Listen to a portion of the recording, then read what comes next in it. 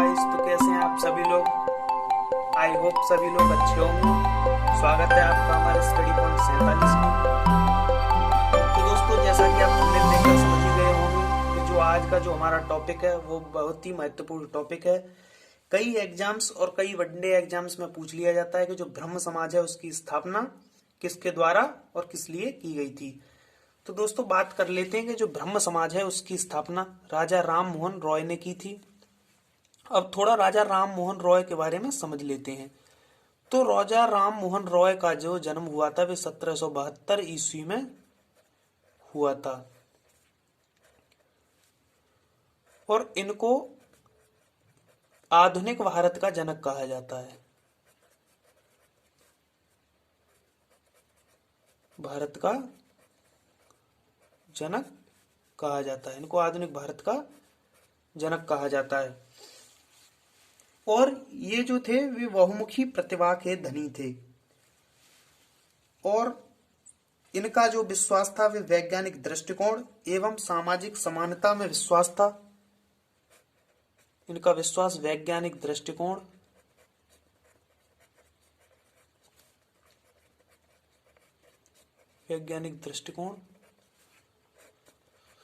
और सामाजिक समानता में इनका विश्वास था। समानता में इनका विश्वास था और इन्होंने अपने जो विचार थे उनके समर्थन में जो वेद एवं उपनिषद थे उनका जो अनुवाद किया था वे बंगाली भाषा में किया था। उनका अनुवाद इन्होंने बंगाली भाषा में किया था। तो ये एकेश्वरवाद के एक कट्टर समर्थक रहे हैं और वे सभी धर्मों की मौलिक समानता में विश्वास रखते थे, यानी वे सभी धर्मों को समान रूप से मानते थे और सभी धर्मों को समान समझते थे।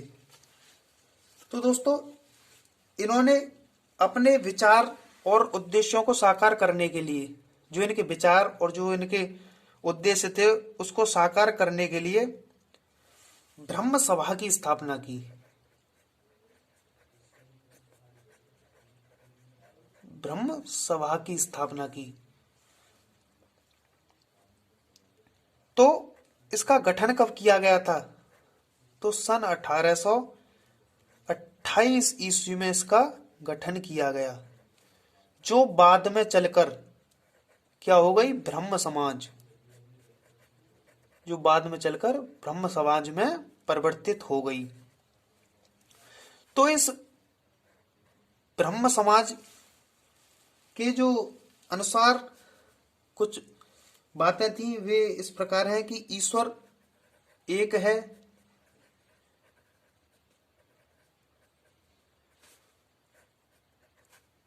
वह न कभी मरता है, वह न कभी मरता है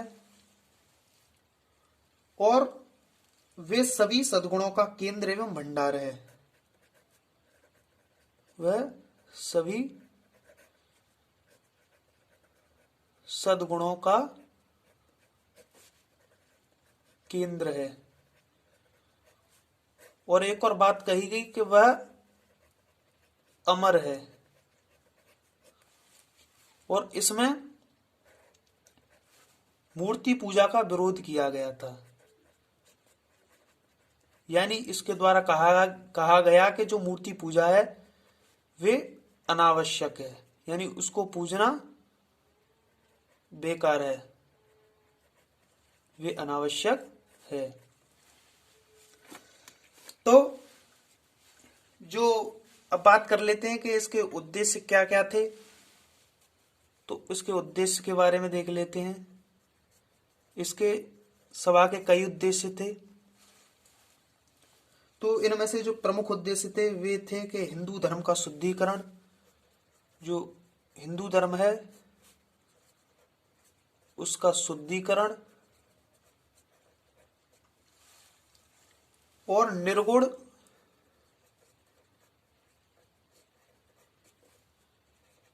ईश्वर में विश्वास, निर्गुण ईश्वर में विश्वास और एकेश्वरवाद, ये इसके प्रमुख उद्देश्य थे। इसके प्रमुख उद्देश्य थे और इसमें अहिंसा को सर्वोपरि रखा गया था, यानी इसमें हिंसा नाम की कोई चीज नहीं थी। अहिंसा को सर्वोपरि माना गया, अहिंसा इसमें सबसे ऊपर थी।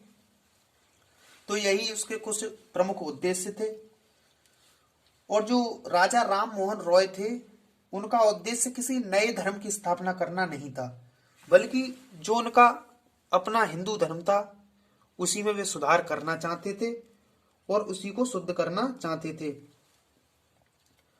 और उन्होंने जो समझा, वे समझते थे कि जो सामाजिक सुधार है उसी के द्वारा जो लोगों में चेतना है वह उत्पन्न की जा सकती है।